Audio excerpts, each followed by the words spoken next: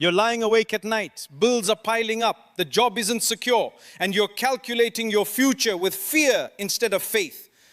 Everyone tells you the same thing about provision. Work hard, trust Allah, be patient. And it's all true, but it's incomplete because you've been thinking about rizq all wrong. Most of us narrow it down to one thing: money. How much we earn, how much we save, how much we have in the bank. And when the numbers don't look good, we panic. But that's not rizq. That's only a tiny piece of it. Your rizq is your health, your family, the peace in your heart, the smile on your child's face, the breath in your lungs right now. These are all provision, and you're overlooking most of it. Here's what's actually happening. You're so focused on the money you don't have, you're missing the blessings you already possess. You're so anxious about tomorrow, you're destroying today. And Allah sees this. He doesn't want this for you. The provision Allah wrote for you is coming. That's guaranteed. But there's something blocking it, something between you and it. It's not your boss. It's not the economy. It's not bad luck. It's your relationship with what you already have. In the next few minutes, you're going to understand something that will change how you see everything. You're going to see why your anxiety about money is actually costing you money, why your desperation is pushing provision away, and how to fix it, starting right now. Here's something nobody tells you. Your anxiety about provision isn't actually a money problem. It's a vision problem.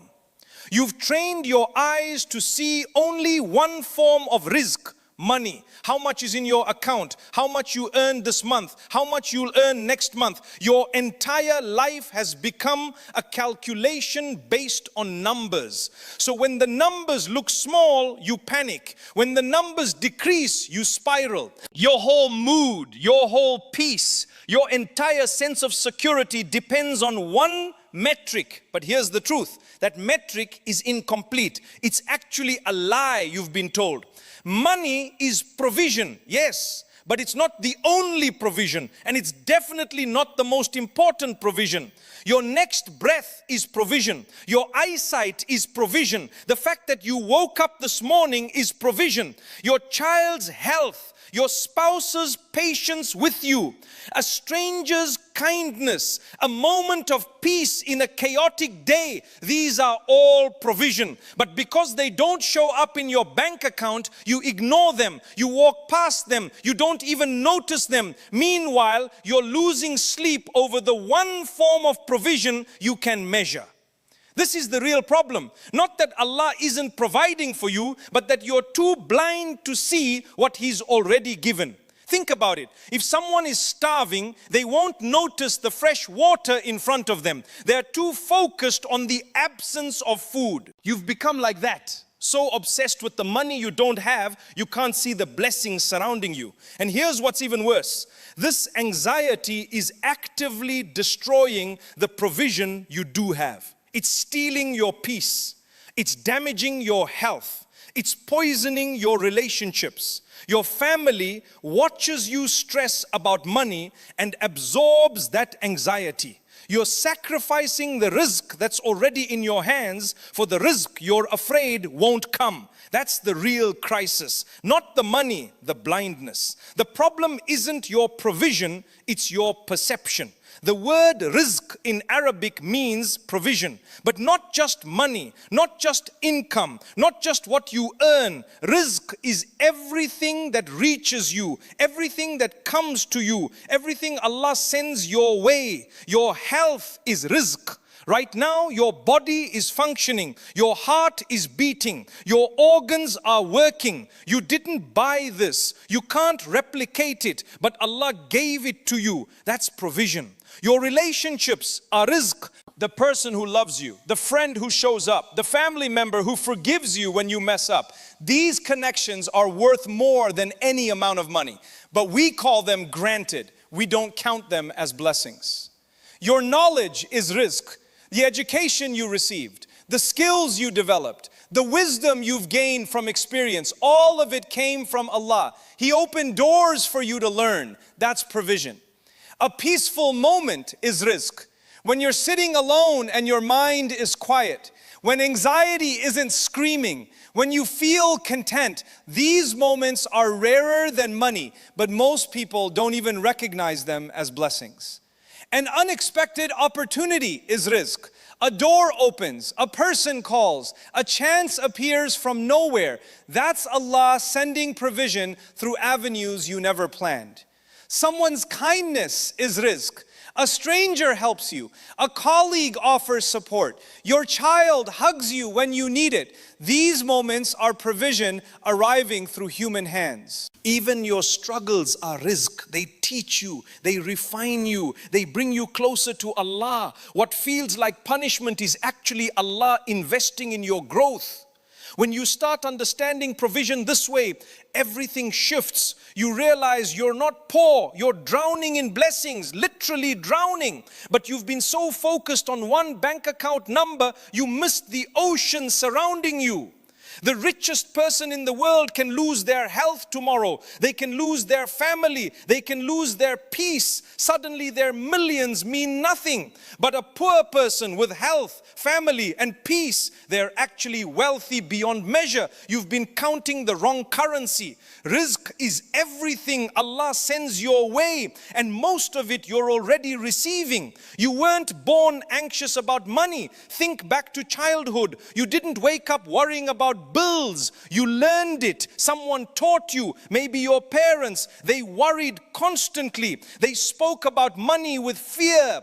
They counted and recounted. They said things like, we don't have enough, even when they did. And you absorbed that anxiety like a sponge. Or maybe society. You grew up watching people measure their worth by their wealth.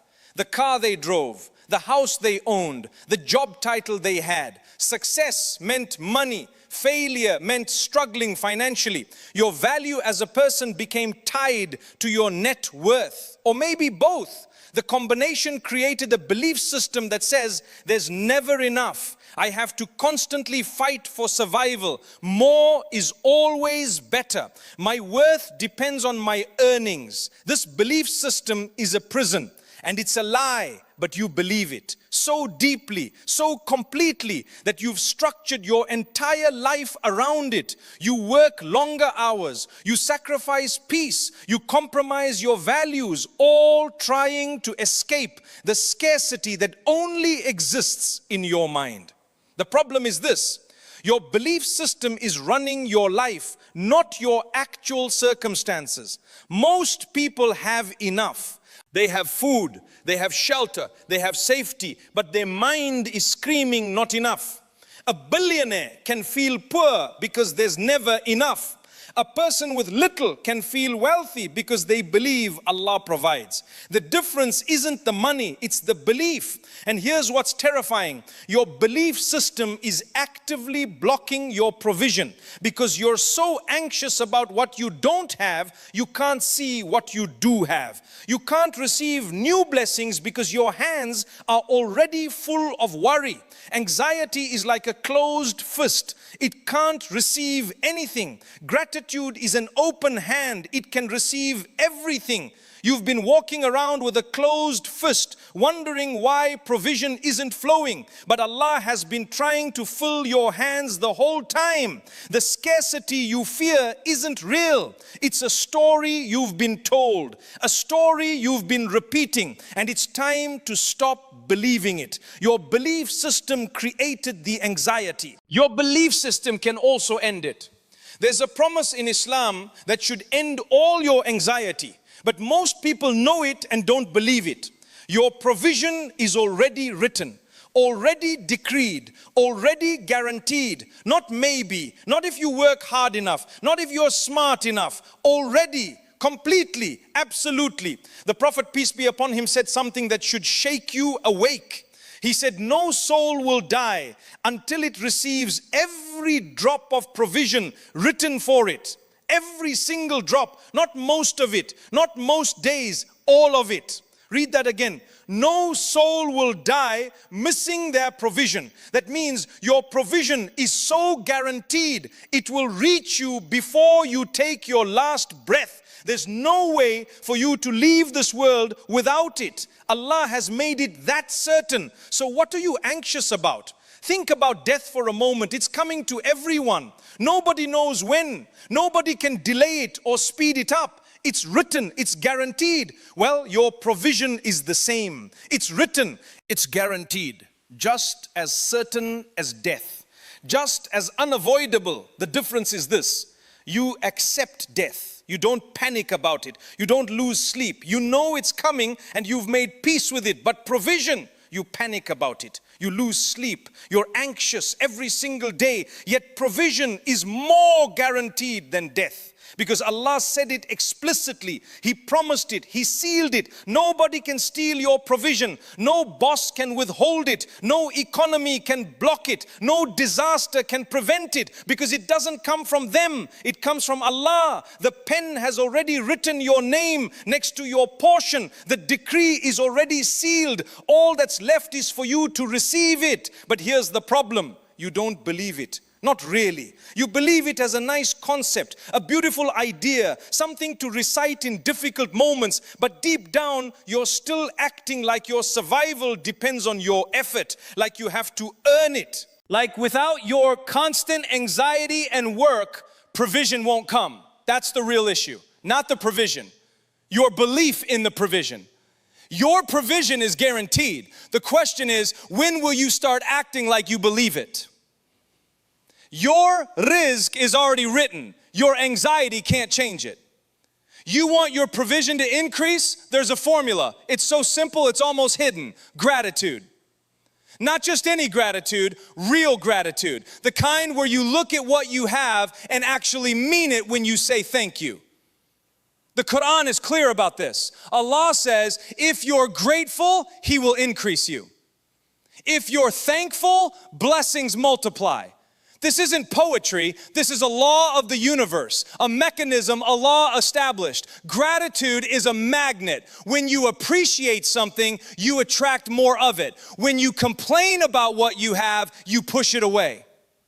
Think about it. When someone gives you a gift and you're genuinely grateful, you feel closer to them. You want to give them more. But when someone gives you something and you're ungrateful, dismissive, complaining, they stop giving. Allah is the same. When you're grateful for the small paycheck, He increases it. When you're grateful for the small house, He blesses it. When you're grateful for your health, He protects it. But complaining does the opposite. Every complaint is like pushing away the hand trying to give you more. Here's the secret most people miss. Gratitude doesn't mean being lazy. It doesn't mean sitting at home waiting for money to fall from the sky. The Prophet gave us the complete picture. He said, tie the camel and trust Allah. Work hard, do your job, build your business, but don't tie your peace to the outcome. Don't make the result the source of your worth. Work with effort, pray with sincerity, then let go of the anxiety. That's the formula. When you combine hard work with gratitude, something shifts. You're no longer desperate. You're no longer grasping. You're calm. You're present. And paradoxically, people respond to that energy. Opportunities open up. Doors appear. Desperation pushes people away. Calm confidence attracts them. Gratitude does something else too. It keeps you rooted in reality. It stops you from chasing fantasies. You appreciate what's working instead of obsessing over what isn't. And from that solid ground, you can actually grow. Most people have it backwards. They think gratitude is passive, but it's the most active force in the universe. It's the engine that pulls you toward abundance. Start counting your blessings. Say thank you, mean it. Then keep working, keep building, keep striving, but do it without anxiety. That's when provision flows. Gratitude is the magnet. Your provision is already on its way. Architected section, addressing fear disguised as wisdom. Architected section, addressing fear disguised as wisdom. You think you're being realistic. You think you're being responsible. You think you're being wise, but you're actually being afraid. And fear is blocking your provision. Here's how it works. Fear whispers to you in a reasonable voice. It says, you need to worry. You need to plan obsessively. You need to control everything. That's being smart. and you believe it. Because fear always sounds like wisdom when it's your own voice. But it's not wisdom, it's doubt, it's disbelief, it's the voice of shaitan dressed up as caution. Real wisdom says, work hard, trust Allah, stay peaceful. False wisdom says, work hard, worry constantly, never relax. One brings success, the other brings burnout. Fear is cunning. It convinces you that anxiety equals responsibility, that sleepless nights equal dedication, that constant stress equals maturity. So you wear your anxiety like a badge. You brag about how much you worry. I'm a parent, I have to be anxious. No, you don't. Fear is also the reason people choose haram. Someone is desperate, someone is anxious, someone is afraid of not having enough. So they cut corners, they lie, they steal. They compromise their values, all because fear convinced them there's no other way. But there was always another way. The way of trust, the way of patience, the way of doing things right and letting Allah handle the outcome. Fear blocks provision because it closes your heart. An anxious person can't see opportunities. They're too busy spiraling. They can't take risks because they're paralyzed by what ifs. They can't be generous because they're hoarding. But a person at peace, they see clearly. They move with intention. They can help others. They can invest. They can take calculated risks, and provision flows toward them. Allah explicitly told us about this trap. He said, shaitan threatens you with poverty. That's the fear. That's the weapon. Shaitan uses poverty, anxiety like a knife. He cuts you off from gratitude. He cuts you off from generosity. He cuts you off from trust. And you think it's wisdom. The real blockage isn't your circumstances. It's your mindset. It's the fear you're calling caution. The doubt you're calling realism. Your provision isn't blocked by the world. It's blocked by you. Fear disguised as wisdom is the thief stealing your peace. You understand the problem now. You know what's blocking you. So what do you actually do? Start small. Start today. Start with your perception. Step 1, see what you already have. This morning, write down 5 blessings. Not money, not big things. Write down small ones. You have eyes. You have legs. You have someone who loves you. You have a bed to sleep in. You have clean water. Do this every single morning, not as an exercise, as a practice, as a way of retraining your brain to see abundance instead of lack. Your mind has been trained to see scarcity. It notices what's missing. It ignores what's present. You need to reprogram it, and this is how. Step 2, stop complaining. For 1 week, track how many times you complain about money, about your job, about what you don't have. Just notice, don't judge yourself, just see the pattern. Then replace each complaint with a thank you. Instead of I hate this job, say I'm grateful to have income. Instead of I can't afford this, say I'm learning to manage what I have. Words have power. Your complaints are pushing away what's trying to reach you. Step 3. Work without anxiety. Go to work, do your job, put in effort, but leave the outcome to Allah. You can't control whether you get the promotion. You can control whether you do your job well. Focus on your part. Let Allah handle His part. This is the balance. Work hard, trust completely. Step 4, make decisions from faith, not fear.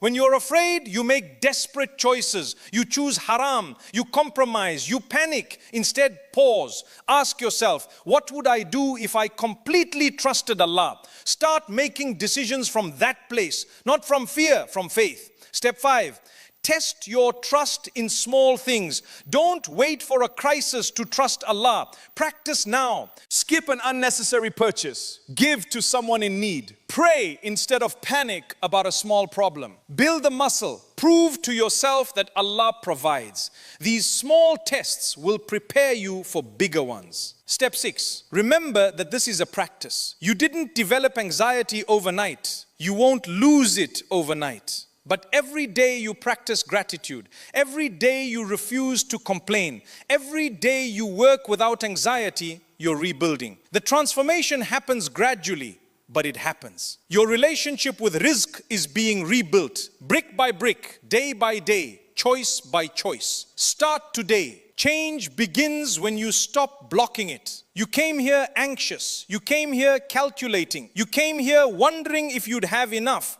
And now you know something different. Your provision is already written. It's already on its way. What's blocking it isn't the world, it's your fear. Your disbelief dressed up as wisdom. Your anxiety masquerading as responsibility. Everything you need to change is internal. Your perception, your gratitude, your trust, your willingness to work without desperation, your ability to see blessings instead of lack. This isn't about becoming rich, it's about becoming free. Free from the weight you've been carrying. Free from the anxiety that's been stealing your peace. Free from the scarcity mindset that's been poisoning your decisions. When you shift from fear to faith, everything changes. Not your circumstances, your relationship with your circumstances. You start seeing the abundance that was always there. You start recognizing provision in forms you never noticed before. And then something remarkable happens. As you become grateful, provision multiplies. As you stop complaining, blessings flow. As you trust more, fear loses its grip. As you work without anxiety, doors open from places you never expected. This is how Allah's promise works. Not magically, practically, through the laws He established in the universe. Oh Allah, free us from the chains of anxiety. Remove the fear that's disguising itself as wisdom. Open our eyes to see the abundance surrounding us. Heal our relationship with provision. Give us the strength to trust You completely, the wisdom to work without desperation, the gratitude to recognize every blessing, the generosity to give without fear of lack, and the peace that comes from knowing You're taking care of us. Ameen. Starting today, commit to one thing, one small practice. Count your blessings. Say thank you. Work without anxiety. Stop one complaint. Take one risk based on faith instead of fear. That's it, one thing. Because small changes compound into complete transformation. Your provision isn't coming someday. It's coming to you right now. In forms you're probably missing. Your job is to stop blocking it. Stop fearing. Stop complaining. Stop doubting. Start seeing. Start trusting. Start receiving. Your rizq is already seeking you out. The question is, when will you stop running from it?